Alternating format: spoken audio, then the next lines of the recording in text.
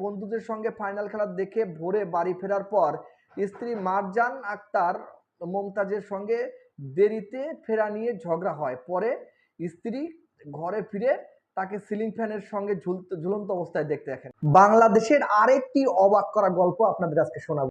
আর্জেন্টিনার হারে 3 জেলায় মর্মান্তিক মৃত্যু। একটু বিস্তারিত পড়ি।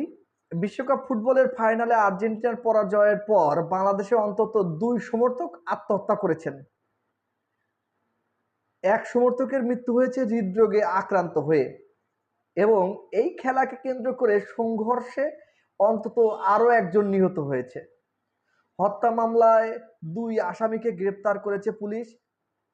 জেলাগুলোর নাম হলো কুষ্টিয়ার ভেড়ামারা, নোয়াখালীর সেনবাগ, সিরাজগঞ্জের রায়গঞ্জ ও সাতক্ষীরায় এইসব ঘটনা ঘটে।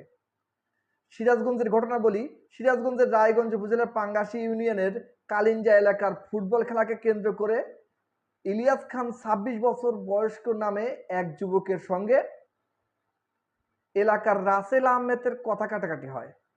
এক পর্যায়ে রাসেল ও তার কিশোর ছেলে ধারালো অস্ত্র দিয়ে ইলিয়াসকে আঘাত করে, এতে গুরুতর আহত হয়। স্থানীয়রা তাকে হাসপাতালে নেওয়ার পরে পথেই মৃত্যু হয়। আচ্ছা, এরপরে ওলিকে কুষ্টিয়ার ভেড়ামারার ভ্যান চালক সুমন হোসেন আত্মহত্যা করেছেন। তাহলে কি সাংঘাতিক দেখেন।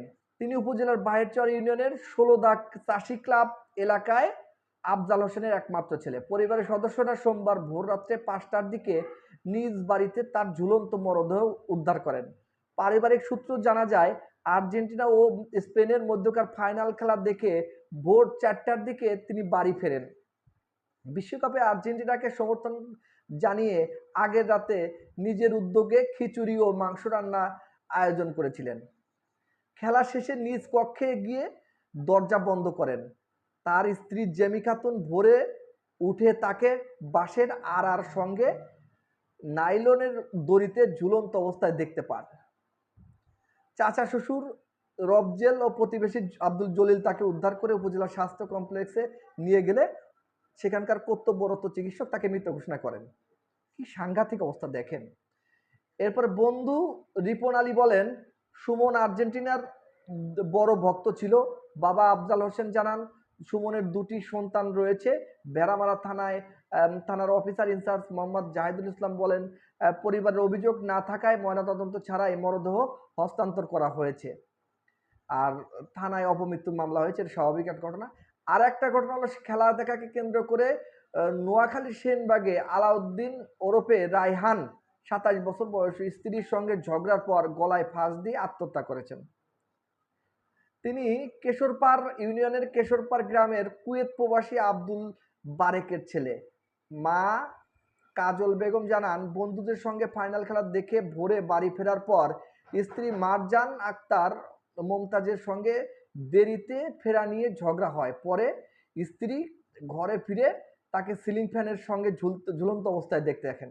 খবর পেয়ে পুলিশ মরদেহ উদ্ধার করে ময়নাতদন্তের জন্য নোয়াখালী জেনারেল হাসপাতালে মর্গে পাঠায়। তাহলে এই যে অস্বাভাবিক একটা কাজকাম, সামান্য কোন দেশের খেলা হচ্ছে, সমর্থন থাকতে পারে, অথচ এটার জন্য মৃত্যু ঘটানো লাগবে, এটা কি করে মেনে নেবে এদের বাবা মা অথবা স্ত্রী সন্তানরা? ভিডিওটি শেয়ার করে সবাইকে দেখার সুযোগ করে দিবেন।